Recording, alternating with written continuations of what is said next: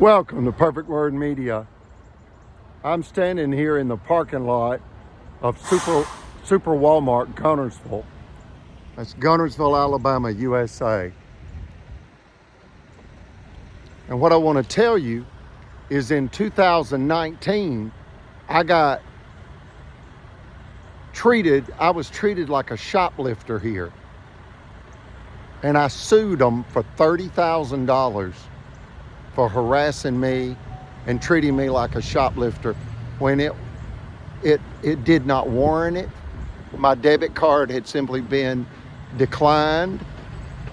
And as I was leaving the store to go get the cash money for a $300 buggy full of grocery purchase, I was mistreated and treated like a shoplifter.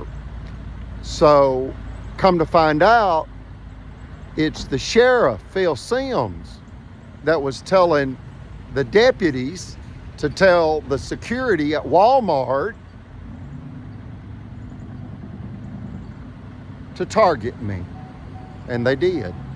And that's the power of the truth and the power of the American judicial system. Because at the time, we had no idea. I had no idea. Brother Chappell had no idea. And my mother, Eugenia, had no idea that what was really going on is the corrupt sheriff had, in essence, been promised by our bankers that if he could sabotage our property into foreclosure, the banker would, in essence, give our property to the mafioso realtor, Mayor Tracy Honey.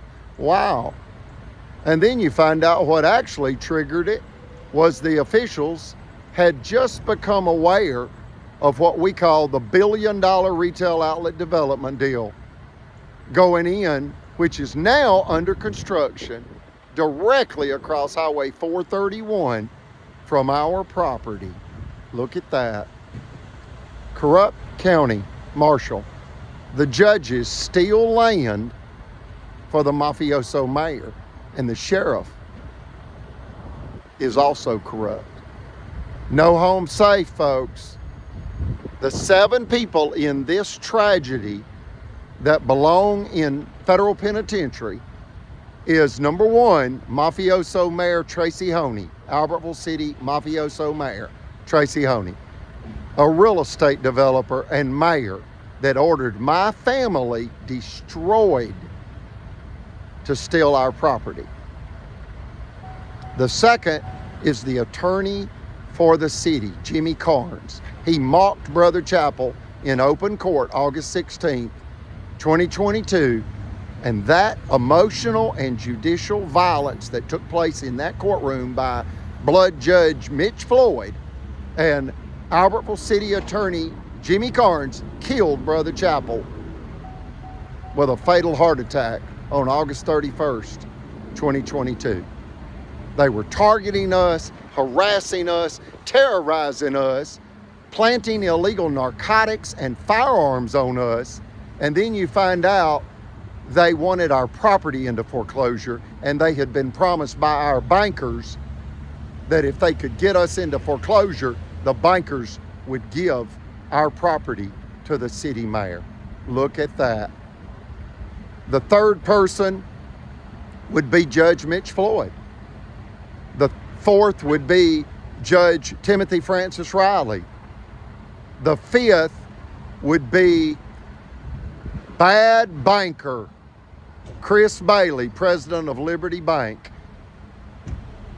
Then you've got the vice president of Cadence Bank, Margaret Lacey. Both of those banks hold mortgages on our properties. And they moved into for the kill to hijack the mortgages in order to steal the properties for the corrupt officials and with the corrupt officials.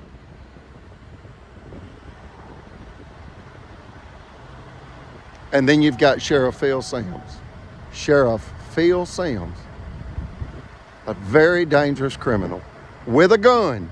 He posts himself online holding a large metal 9mm Glock. dangerous people. The judges issue illegal judgments, and then they issue illegal orders to confiscate, evacuate, and foreclose upon their theft target.